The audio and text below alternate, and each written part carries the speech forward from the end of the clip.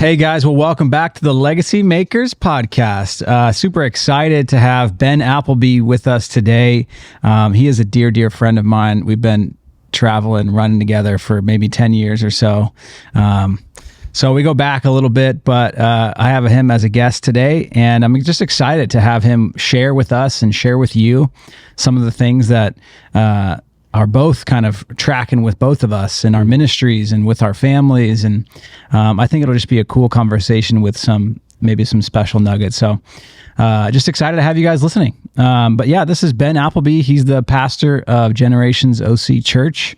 But Ben, why don't you just introduce yourself? Who are you? Who's your family? What do you do? What are you up to? What's your purpose? Yeah. Just give us the lowdown. Well, I'm honored to be here, Ben to Ben, coast to coast, baby. That's right. Taking the world by storm, starting with a family. Mm-hmm. So, just honored to be a day one Legacymakers guy. That's right. It'll be ride or die for sure. That's for right. us, man. So honored to be here with you and to be with your listeners today. My wife Riley and I have been married 18 years this last May. We have 12 children from age 14 to about 10 months old. 4 of them are adopted through the county. And, our first call was kind of international humanitarian service. And then we traveled the world a little bit doing that, got our grad degree doing that. And then crazily enough, God called us into local church ministry. Wow. So it wasn't going to be global missionary, it was going to be local missionary. And that was, when was that? How long have you been married? We've been married since 2008. And when did you, after you got married, when did you go to local church ministry? Yeah, we got called in 2011. Okay. Same year Levi was born. So now, where did you start again?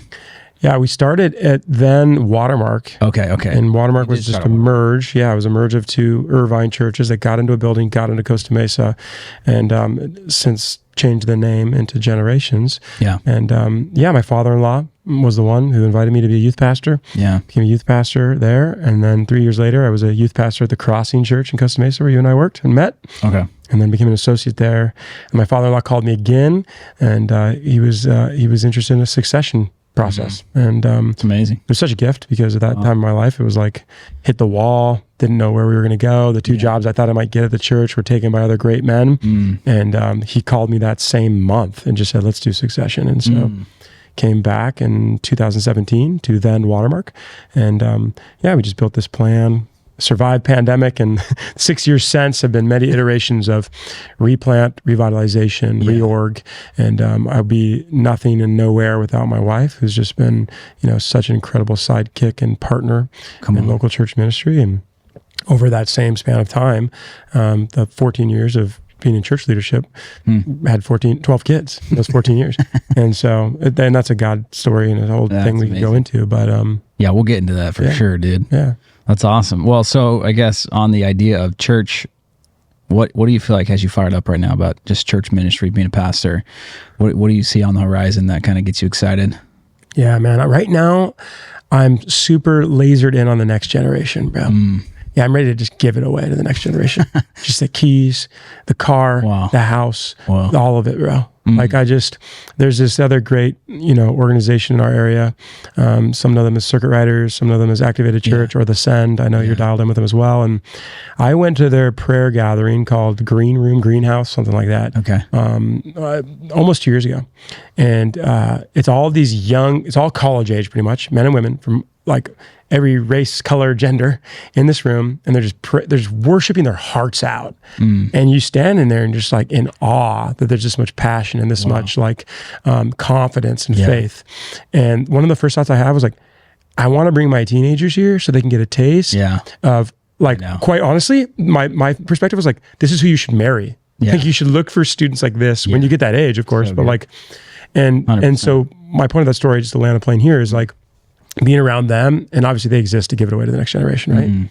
And being around them the last 2 years has really influenced me just to say like, take a risk on the next gen. So like at our church, there's people like that. There's a 15-year-old boy from Compton, Gardena, and he's just got saved last year at our church. Got saved, didn't have a Bible. Edgar, our high school pastor, was like, yo, man, like, let's study this. And he's like, I don't have a Bible. So I got him a Bible. Amazing. And now he's just evangelizing his campus. Wow. And now he's showing up with 6 kids from his neighborhood. Dang. And I'm like, yo, I'm ready to give it away to John, who's barely been discipled, barely knows scripture, but he's like on Instagram posting about it. Yeah. Wow. And so those are the kids I just want to be like, yo, it's yours. Dang, man. That's what I'm pumped about. That's so cool. Yep. I love that. Yeah, I remember that. I mean, that's how I met Meg. Is like in a scene like that, and it's where it's at. Yeah. In that kind of youth, like back in the Jesus Culture days, the Desperation Band days. Yeah. Just fired up worship nights, worship concerts. And, Hey, man, it's back, baby. It's happening. yeah, that's exciting, dude. I love that. Yeah. So good. What would you say, I guess, kind of on the flip side of it, like what do you feel like, and these are just kind of some opening questions I thought to bring up, but what do you feel like is like the biggest challenge that a lot of pastors face right now? Like what's some of the things that are maybe causing a lot of heartache or issues or just, maybe some hurdles that pastors might be facing? Yeah. Just kind of curious. I can keep it to two. There's probably a long list, but if I kept it to two things, you can see all the research from Barna and elsewhere that pastors are insanely discouraged. Half of them are so discouraged they just want to give up. And, churches are dying left and right. We can't plant enough churches to replace how many are closing. Oh, wow. And it has to do with the lead pastor. I mean, the lead pastors are just alone, isolated, discouraged. But point number one is really this.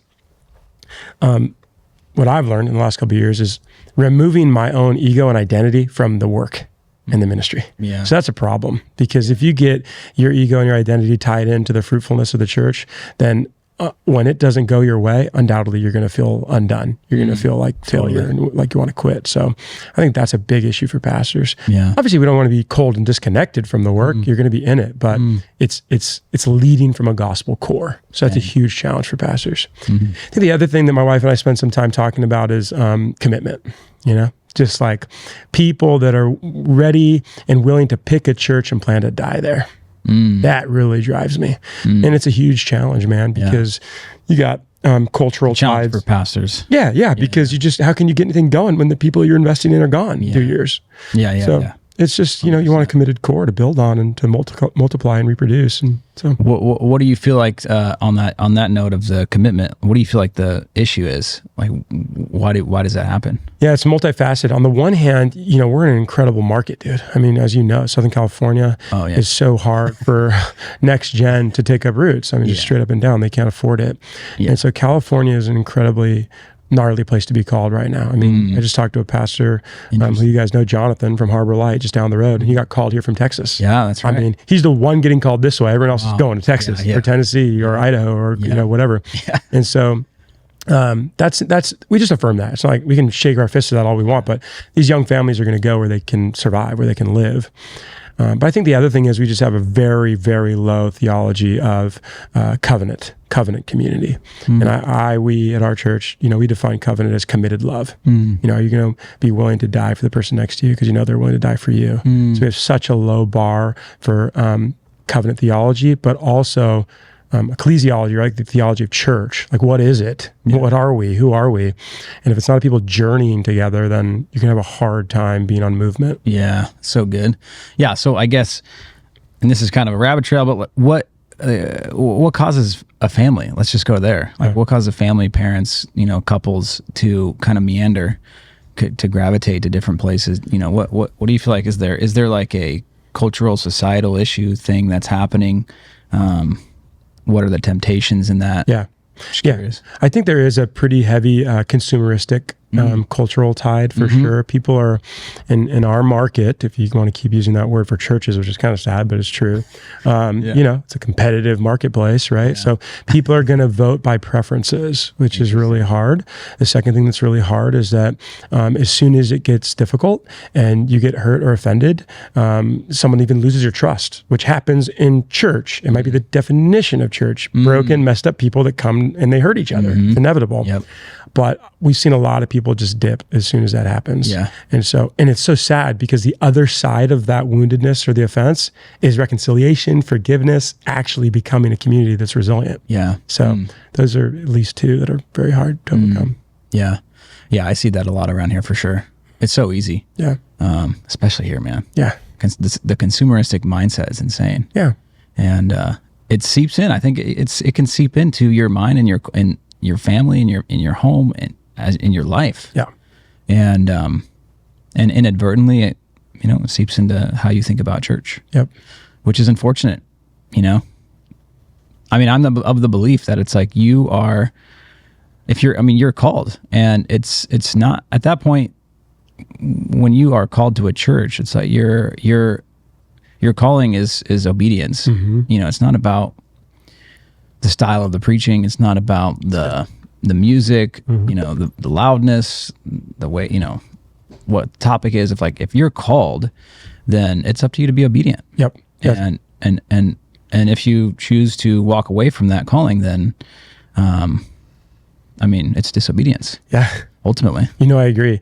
And I think you're right. We've lost a sense of divine calling. Yeah. A lot of people, even the good Christian mature people, will say, nah, I don't even believe that you can get a divine calling for church. And, I would obviously contend with that, but yeah, I think you're right about the different preferences to include kids, right? It's like, I'm just going to follow my kids to whatever their next youth group or kids group is. And it's like, how is that church supposed to grow up with a committed core if the families are constantly, shuffling the deck? Yeah. So it takes a lot of grit and temerity for the parents to just go, nah, we're going to stay here for a while. Yeah. How do you feel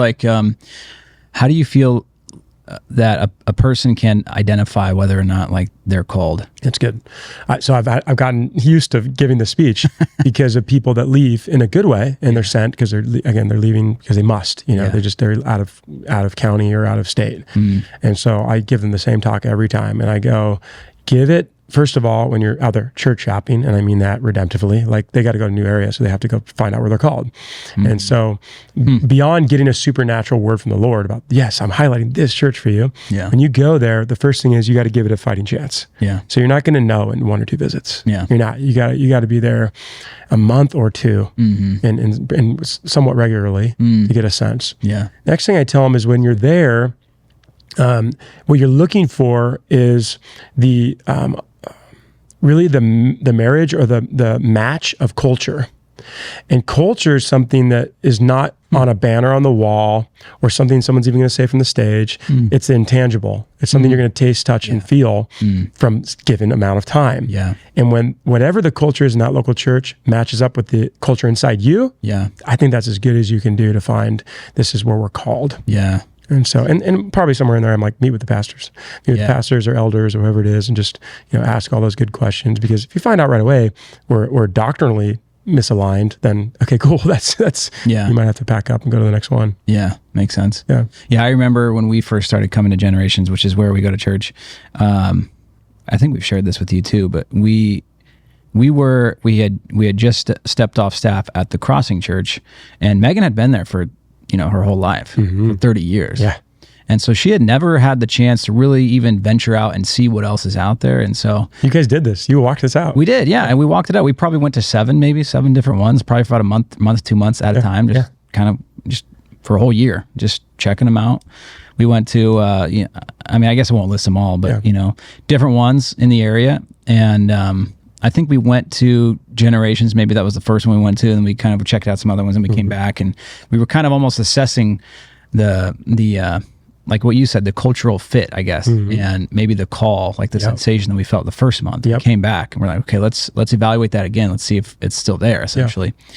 And I definitely remember, knowing you guys too, like you said, meet with the pastor. We know you guys. Your hearts and our hearts are very similar in the vision and our alignment of the purpose and generations and all these different things. And I just remember every time we went, we bawled for some reason. And maybe, who knows what the reason was. There probably was a bunch of emotional kind of maybe offloading we were going through just through the season of the previous ministry season. Yeah. And, but it was just this sign like, okay, there's something here that God is allowing us to experience. And so we kind of rode with that and sat with that. And that was when, of course, you don't know what the future holds. You don't know what 5-10 years down the road looks like. But that was the point where we were, okay, this is it. We're in. This is our commitment, and we're going to stay here until God tells us to go somewhere else. And He hasn't told us that to move anywhere or go anywhere. And so it's like we're in. Yeah, I think you guys walked that out amazingly, and I want to affirm something you kind of said. I think there's assignments.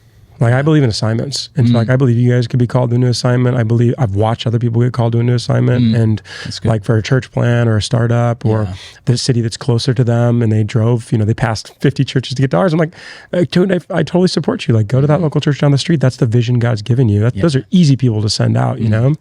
But getting that sense, being obedient is definitely first order. And I think not a lot of people think that way about obedience and about calling. Yeah, that's true. Yeah. Yeah, that's kind of was an interesting thought. I'm totally off the rails here, but no, this is really good. It's good. We need this today. Yeah, this is awesome. In light of that, how do you feel like someone can get to know, at least, what's the way I want to say this? I guess get familiar with the Lord's voice, and I feel like there's immaturity. Like there's an immature nature of a lot of Christians, and having the maturity to sense the Lord's Spirit and sense the Lord's promptings and calling, and then commit to that. Yeah. I mean, I don't know if I don't see it a lot, and I'm just curious. How do you feel like people can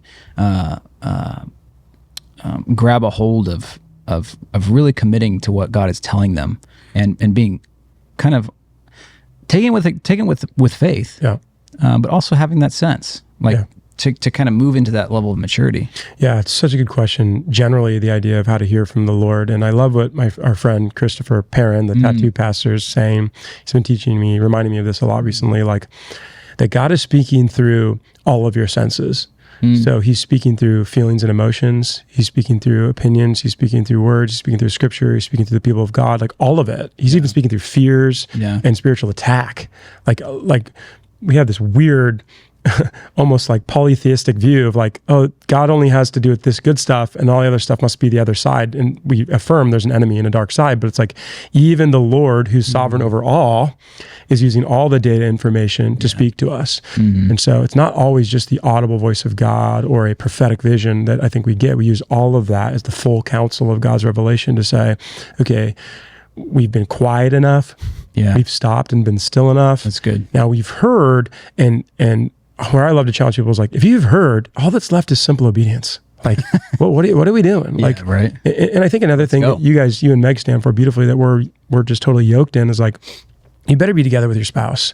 I mean, 100%. You're not, even if the man is the governmental head or lead of the family, like you need the woman's discernment and sensitivity of spirit to be able to go, we heard together. I mean, my goodness, that is the first counsel. It's like the two of you going, without a doubt, the two of us are confirmed. We're going together. That helps a heck of a lot.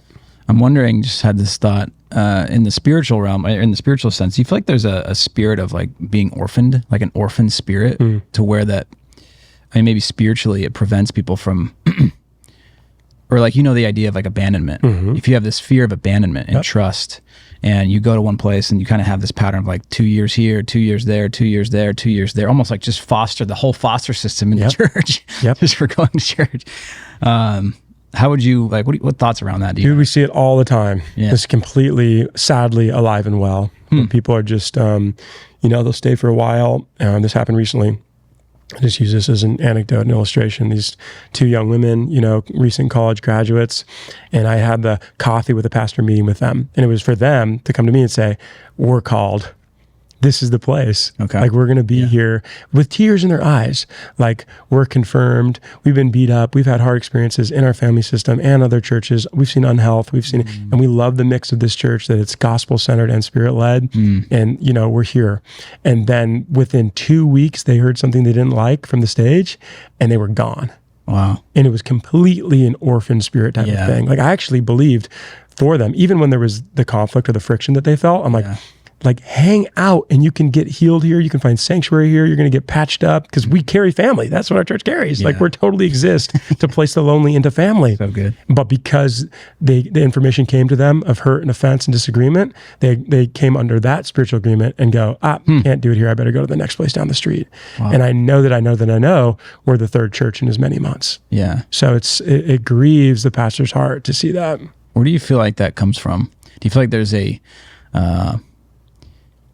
like a generational maybe sin, or maybe just if you have father wounds or something like that? Do you feel like there's a common trait with a lot of people that might be coming from, or maybe they're experiencing that from those wounds? Yeah, I mean, there's, on the one hand, you have this data that says that pastors and churches have lost institutional trust. That's it. You've read all the same stuff from Barna and elsewhere, where they're like, dude, the most recent iteration was like, pastors are not even top 5 of untrustworthy people. Like car salesmen are more trusted than us, as, like pastors. And it's just like, wow, what a bummer. Wow. Yeah. And so we're definitely up against that. Interesting. And that has to do with moral failure, and that has to do with the church rightly losing their credibility. Like, I get that. Dang. But that friction, that thing that's dissuading them, it goes even farther when you have some kind of emotional and spiritual bondage or wounding. When those come together, the person has even less chance of saying, I'm going to give another chance. I'm going to stick it out. I'm going to overcome the hurt or the friction I'm feeling to really see what's on the other side of committed love. And so I think it's all of that. I think it's family of origin. I think it's a bad church experience. How do you feel like people can combat that spirit and combat that lie? Yeah, Riley and I have this thing, that we're working on with our channel, Parenting with Grit and Grace, the Grit and Grace movement. And one of the things that we're going to be working on this summer, which should be out maybe in fall or later on, is basically a spiritual warfare prayer guide. And it's that's awesome. Intensely practical. Yeah. It's a guide for daily deliverance. Okay. So just daily, when you get those ideas or those invitations, and you're tempted to agree with them subconsciously or consciously, renouncing those, rejecting those. It's like the old word from Jesus, like, get behind me, Satan. That's what renouncing looks like. And not just stopping there, but welcoming the gospel truth. God's for me. He's with me. He's forgiven me. I'm freed. I have my identity and my security in Christ alone. And people do not know how to do that, dude. And it's not something that just a pastor does for you or a prayer counseling person does for you. It's something the believer has to know how to do. And we are utterly like impoverished when it comes to that practice. Wow. And uneducated. Yeah. I mean, geez. Wow, that's cool. So Grit and Grace. Yeah, man. Shout out Grit and Grace. Coming back. What did you call it? Grit and Grace movement. Yeah. I mean, it's just Parenting with Grit and Grace, I think is the moniker. But so good. Yeah. So it's the Grit and Grace spiritual warfare.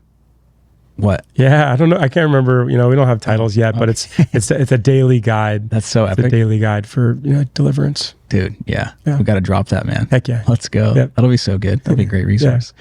On this note, I'm curious too, even as we think about now, kind of thinking about the family at large, our own families. Yeah. What do you feel like the risk is for our kids if we are demonstrating or behaving in a way that exhibits this spirit, or maybe we oblige this false spirit? I mean, both from the perspective of like what our kids might perceive, but then even spiritually, like the spiritual wound of continuing to abide by the spirit of being an orphan. Right. Yeah, no surprise. I love how you carry that. Everything's generational, right? Like it all comes back to generational patterns and sequences. And so take the example of just like flagging commitment and moving on and transience and preferences. Like, again, this occurred to Riley and I in the last 2 years when we're watching these parents leave. And again, half of the thing that was cited was just looking for something different for our kids. And if it's true, they say that for most kids, it's caught, not taught. Yeah. What are we modeling when we go, hey, we're going to plug in, unplug, plug in, unplug, plug in, unplug? Like, it's just showing them a really sad track record of transience and lack of commitment. Dang. So I find it hard to believe they're not going to pick up on that. Kids as young as 7, 8, 9 are going to be able to see, oh, we were there and then we weren't. Do we know why? Not really. So good, man. Yeah, I'm reminded of, your brother-in-law, Seth, and his coaching practice, Fortive. Some of the things that he says is like, what's the risk, or how does he say it? You might remember, but it's like, what is the risk of us doing this or behaving like this as parents? Mm-hmm. And what's the risk for our kids, or that's what it was, payoff and cost. So he uses those two words. Yeah. What is the payoff in the sense of like, what's the quick satisfaction that we get by doing this? Mm-hmm. that maybe our kids will get, but then also what's the cost? Yeah. What is it going to cost our kids? What are our kids going to lose out on?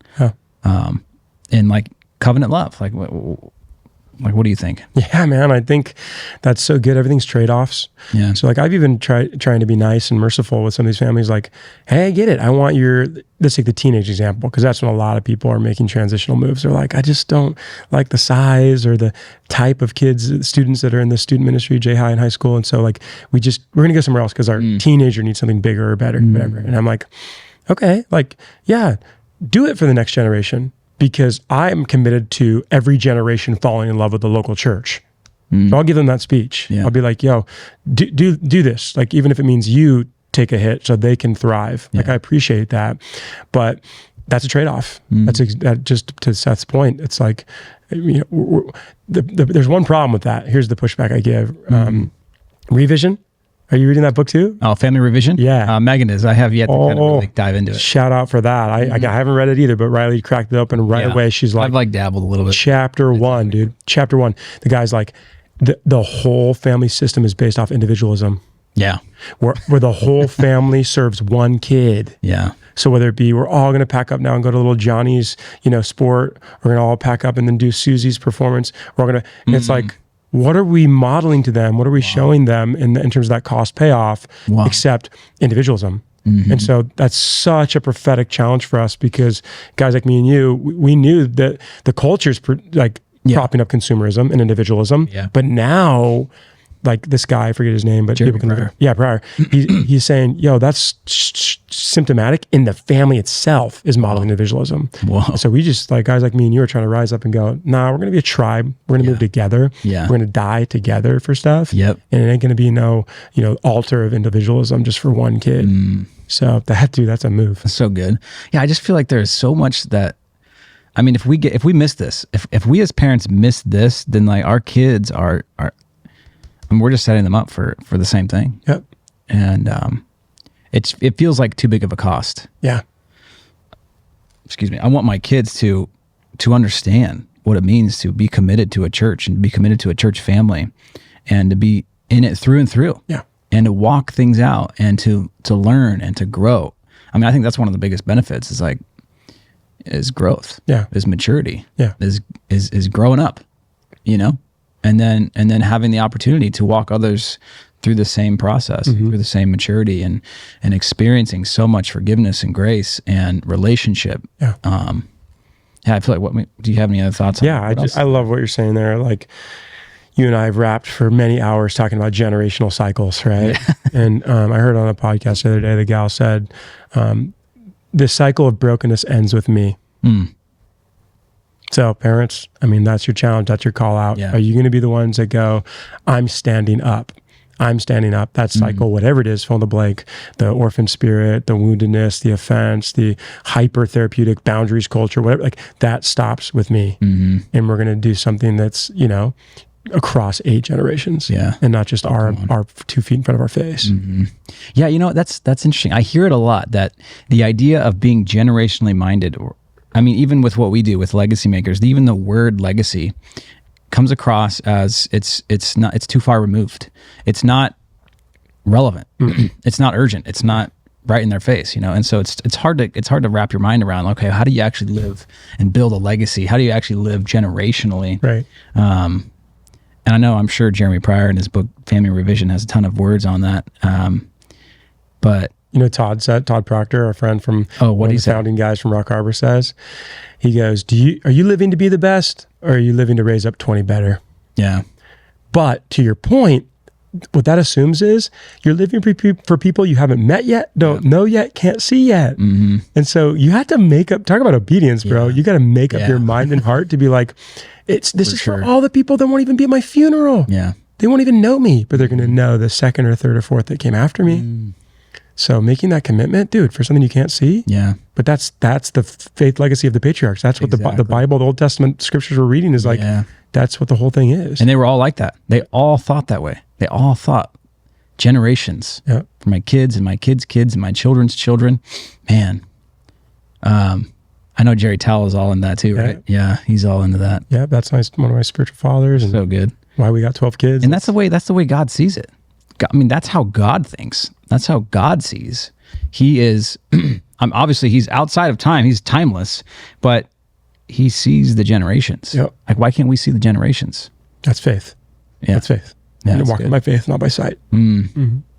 Walk by faith. So good, man. Wow, it's been good.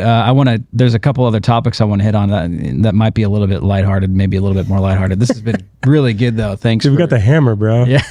First 20 minutes is hammer. Thanks for entertaining that, dude. That was so good.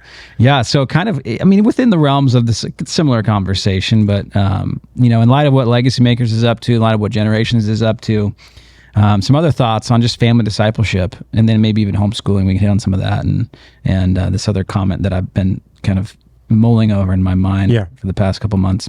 In the area of family discipleship, what does a church that takes family discipleship seriously actually look like on a Sunday morning, Wednesday night, small group? What in your mind, like what do you think? Yeah, man, I love this question. And there's maybe a newer, better book that's been written on this, but the guy who wrote the textbook on it is, I think it was Reggie Joyner, Think Orange. Oh. So Think Orange is like just the name says it all. He basically goes, I'll probably mix these up, but you'll get the metaphor. Like if the family is red and the church is yellow, bring them together, you get orange. And so these are two great institutions of God. The church is an institution of God. The family is an institution of God. And so the first thing we need to reject is that like one is better than the other or one's more needed than the other. Yeah. Let's just reject that. Totally. I know guys are that hardcore. They're like, I'm doing family discipleship enough in the home. I don't need your church. And you go, what? Wow. Like you have a high missiology of your family, but a very low ecclesiology, church understanding. And so the way we're going to shift generations and culture and places is if the two come together. So I think that's the first conviction, is that we got to do both. That's good. Do you feel like there is a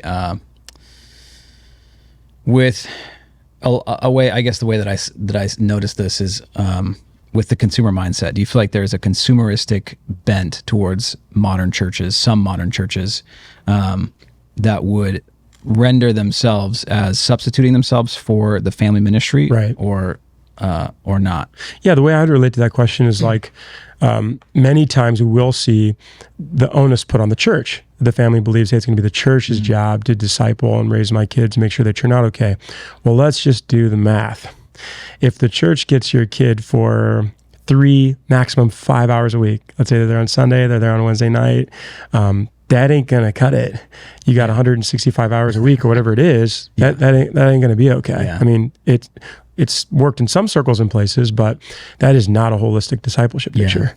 And so the church is a catalyst to get that family going, to get the parents trained and mobilized so that they can be the primary disciples. And the youth pastors and the pastors need to be careful not to buy that lie that we're going to be the primary disciplers. No, that's a misnomer. That's not how it works. You got to train the parents so the parents can raise a household. So it does sometimes happen where people are thinking the church is going to be the primary discipler. It's backwards. No, that's good.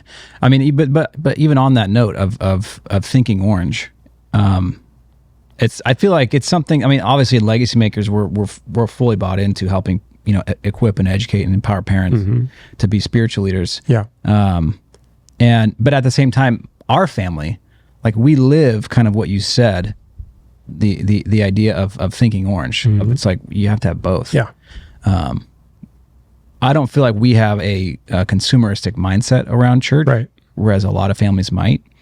But I guess like what do you feel like was God's vision, his picture, his hope for how church and family becomes together? I guess like how families think about church. I think you got to go back to Acts, and then you go to the epistles, and you look at how the church is organized, and you got people meeting in the synagogue, you got people meeting in house churches, and that's why I'm cool with house churches. That's why I'm cool with churches of every size. There's a place for all of them. And back to your earlier question about competition and marketplace, like that's why I'm not freaked out about 50 plus churches in Costa Mesa alone. That's great. We actually need more. That's still not enough to service the 110,000 people that live here. It's not enough. And so, but back to the question at hand, you look at Acts, and they gathered weekly for the breaking of bread, for prayer, for the preaching of the word, right? And they shared. They had this generosity. They welcomed in the orphan and the widow. They served the city. So I imagine that the family, even there's this debate about baptism. Like there was no precedent for a child getting baptized without a parent, or a parent getting baptized without a child. Like this is the argument they make for like infant baptism. Even it's like, the whole family came to salvation. Yeah. And so there's an integration we're still missing. Even Generations Church is probably missing a greater integration of the family faith and the church faith. And I think, the bottom line is, and there's another theological framework from Acts and the epistles, is like a phrase we use, the new family of God. So that's the church. The church is the new family of God. And so what is Jesus meaning when he says, brother will forsake sister and father will forsake son? Like he's just saying, I'm drawing new lines. I'm drawing new familial lines. And so until we see a complete blending, an orange blending, we still have work to do. Yeah. So good, man. Okay. Back to the idea of big families. 12 kids, right? Yeah, man. This thought I've been kind of mulling around on. I've talked with several people on it, but it's just kind of, I don't know, it's maybe a controversial statement. Who knows? Yeah, it is. Let's do it though.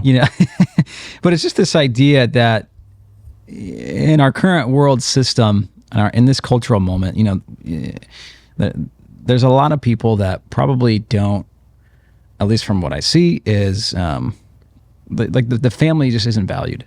Children aren't valued. It's like you said, it's an individualistic culture.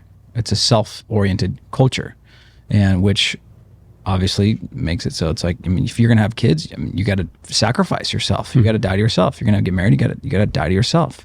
It's not about you, right? And but it's just this idea. Okay, if we have that group of people who kind of are in that camp, and they're not having kids, it's like, well, as a Christian, like, what does it matter to us? I mean, those guys are going to be dead and gone in 50 years. And if we're a family, if we're Christians and we have a family and we have kids, and like, our lineage is going to continue. Yeah. Yep. That whole idea. Yeah, man. So we're going to go off on this for a second, and I'm going to even get a shout out to another podcast that it's called King's Hall. I would thought about this question and prayed about this question, and I think your listeners are down for it. I will preface this. They're aggressive. They're a little bit intense. These dudes, they're pastors in Ogden, Utah, and they're intense. They're a little political, a little philosophical. But I just listened to an episode from 2023 on being fruitful. They talk about fertility, IVF, all this stuff. They're getting very tactical and specific. I'm not going to go there. It's not for me to go there. But taking the meat, spitting out some of the bones. The meat of what they're saying is they're trying to inspire a new generation to have a bunch of babies. Straight up is what you're talking about. Be fruitful and multiply. Fill the earth, exercise dominion over the whole earth and all the nations.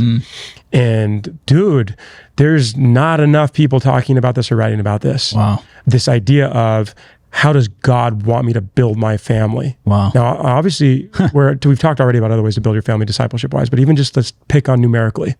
Right? We're just going, hey, what's convenient? What makes sense for my pocketbook? What can I handle? That's not death to self. That's just like preference. And we've utterly waved out of hand, even the birth control. And they go through all of that, the history of that, what that did in this nation, and how the church tried to respond in different circles about like, whoa, hold on. Like, does God have an opinion about my family planning? This is an incredibly unsung story of the church in this moment we're in right now. Wow. And they talk about all the right things, like, how can we do this responsibly? How can we not put the burden just on the woman, just to like pound on all these babies and care for them? Like they're affirming all these things and being gracious enough on a lot of those subjects, and they're not telling you how or how many. Even at the end of the episode, they're like, no, I'm not talking about that. But like, can we just entertain the idea of like, what is God's will for our womb? What is God's will for our fertility? What is God's will for our plan? Wow. Our family plan. And the last illustration I'll get from it is like, my favorite part of the episode, when they moved from the kind of the politics and the hubris, they just started celebrating what it was like when they were all young married and they all started having kids. And they talked about being broke and it being really hard and being overrun by these babies. And you know what else? It being the best years of their life. And I was just like, heck yeah. Like out loud in the car listening to this podcast, like that, like they were talking about building bunks for cheap for their kids. And we just built our first bunks for our kids. And I'm like, dude, pioneer days, Puritan days. Like, let's just fill the earth with God-fearing kids that carry a generational vision for all the nations. Like, can we just pause and just consider that before we get another, freaking surgery to not have kids? And I know that's going to trigger some people, but it's like, let's just pause and ask and pray. Right. What can God do? And ultimately, I mean, it's not, that's funny, man. I love that question. Can we entertain God's will for our family? Ultimately, if you think about it, it's like God's will is what God ordered. And he ordered to be fruitful and multiply. He ordered for a man and a woman to be fruitful and multiply. Yep.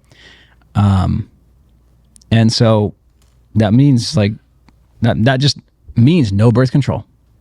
Like that's God's will. Let's just be clear about it. Yeah. That means just you're trusting the Lord, right? Yeah.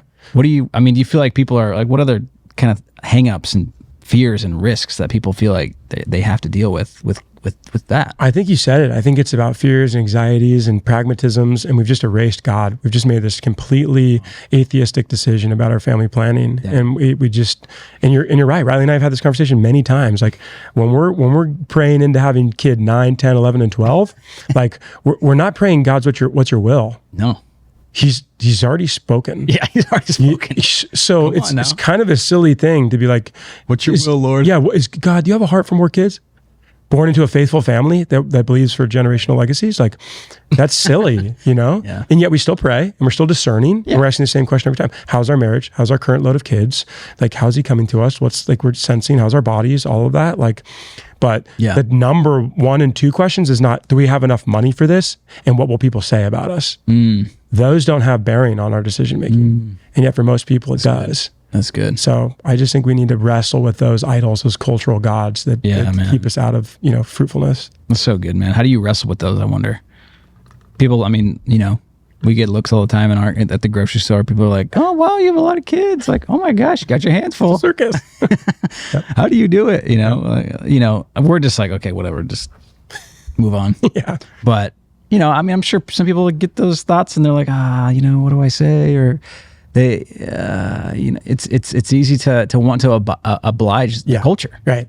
And please, maybe it's people pleasing. I don't know. What else is it? I don't know. Yeah, I think it's exactly right. I think it's the awkwardness and the cultural pressure, of feeling weird, of feeling different. And, it's just like we talked about Sunday, looking at Jeremiah. Jeremiah was this example who railed against the false prophets and the false idols of that cultural moment. He did not live to please the audience. He lived to please God.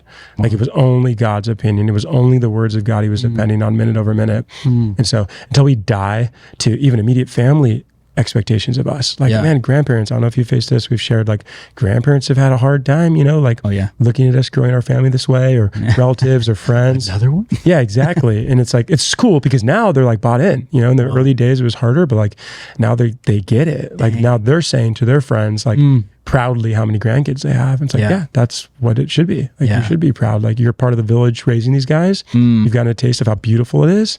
It's possibly hard, but it's also the most fun thing I've ever done. That's so good.